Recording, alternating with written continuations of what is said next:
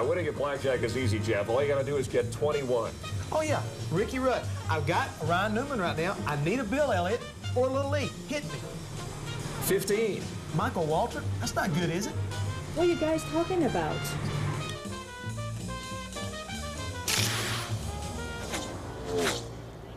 Welcome back live to Las Vegas, and this is a Visa race break as we come to you from the Hollywood Hotel along with Jeff Hammond, Chris Myers, and number 8. The number right now is Dale Earnhardt Jr. is leading this 400-mile Winston Cup event.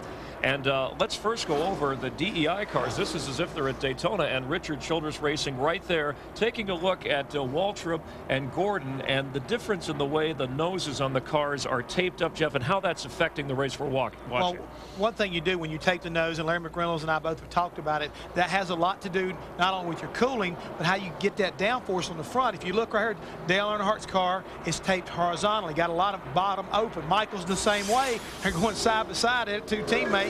But you look back who's in 3rd and 4th, the Hendrick cars, and they've got the center part of that grill open. More of the sides taped off.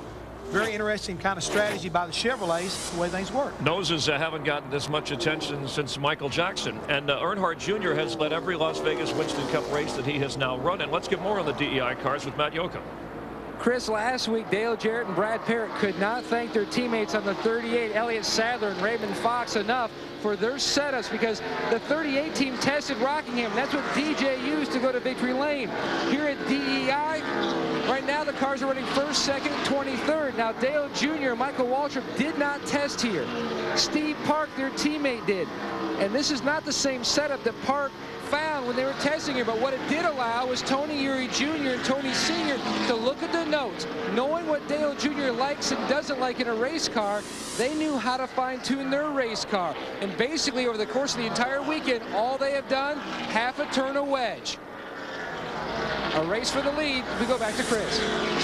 All right, Jeff Hammond, so let's talk about, is this something that could continue as you see the battle here with Waltrip and Earnhardt Jr.? Yes, it's kind of interesting right now that Michael's taking the high line like he ran yesterday during the Busch race, and Dale Earnhardt Jr. likes to run the low line. Yeah, I believe this is the kind of stuff you're going to have to see and have happen all year long if you're going to learn how to balance the race cars and maximize testing and all the information that comes along. As you can see, so far, it's working pretty well for these guys. Currently, Kurt Busch, Jeff Gordon running 6 and 7, the Rouse cars, but Chevrolet has led all but 2 laps. Let's go back upstairs as we see a move being made. Mike? Michael Waltrip going for the lead. First time he's ever led in Las Vegas in his career. We've got 90 laps complete, all under the green flag. And with 1 pit stop, only 28 cars still on the lead lap in the UAW Daimler Chrysler 400. Well, he's running that high line, and that's okay for now. But if you're going to win this race, you better be able to run the bottom before it's over with. The car that wins this race will be sticking to that white line. Daryl, you're talking about cars that got better, a lot better after that first pit stop, was able to make them adjustments. Sterling Marlin, it wasn't but about 20 laps ago, he was back there and went a lap down. He drove by Dale Earnhardt Jr., and he's now 3 seconds in front of the leader. So they definitely have got that car better, Sterling Marlin, the 40 car. Yeah, you know, sometimes you got a car that just is no good. It gets, you know, you go a lap down, but you come in the pits and they make that, wave that magic wand over it, go back out there and you say, boy, I don't know what you did, but I'm good to go now. And the car that's right with Marlin that's just as quick is Steve Park, whose last lap was faster than his DEI teammates, though Park is back in 22nd. He and Marlin trying to climb their way back up through this pack, and everybody having to do it without the benefit of a single caution flag so far. No, and we've had, you know, we've had some good racing. Michael Dale Jr. and Jeff Gordon, all these guys been up there really kind of trading the lead backs and forth. Kurt Busch looming back there, or lurking back there, as we like to say. Boy, look at this. This is something that was not able to happen at Las Vegas when we first started coming here 5 or 6 years ago. You could not think about running side by side, getting in the corner. What'd you see, Todd? Thing jumped out from under him a little bit. He got the wiggling, but he recovered nicely. Hey, see, Rusty Wallace in the 2 car here looks like his car's really coming to life. The reason you heard Matt Yoakum talk about they didn't get the car full of fuel, he had to come back on pit road just about 12 laps ago, so he has a lot fresher tires. Now they are full of fuel. But it puts both the Penske cars off sequence with the rest of the field as it comes to pit stops. Jeff Gordon, I've noticed him now. He's been running the bottom this whole time. All of a sudden now he moves up to the top.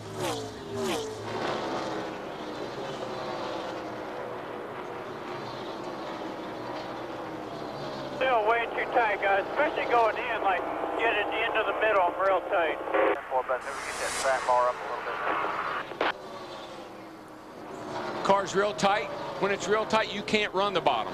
All you do is just burn the right front tire off of it trying to stay on the bottom. You got to go up top.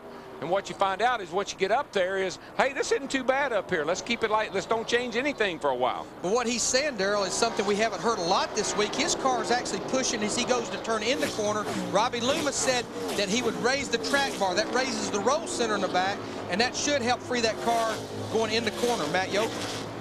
Well, Larry Mack, just like the first run, Jeff Gordon at the beginning of the run radioed in, the car's loose. Then he came back and said, the car is really loose. But now, like you heard on the radio transmission, the car has gone to the tight side. That's why he's searching on the racetrack for a line to help get that car around and not lose too much time.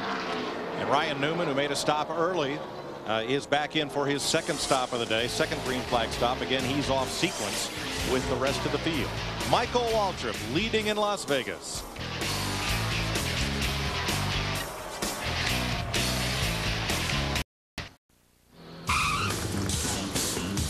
NASCAR Winston Cup Racing on Fox is brought to you by Budweiser. The best things in life are the things that are true. Budweiser.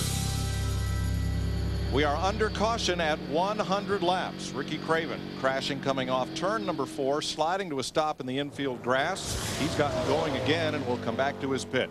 Him and Larry Foyt were doing something here. Let's see what happened.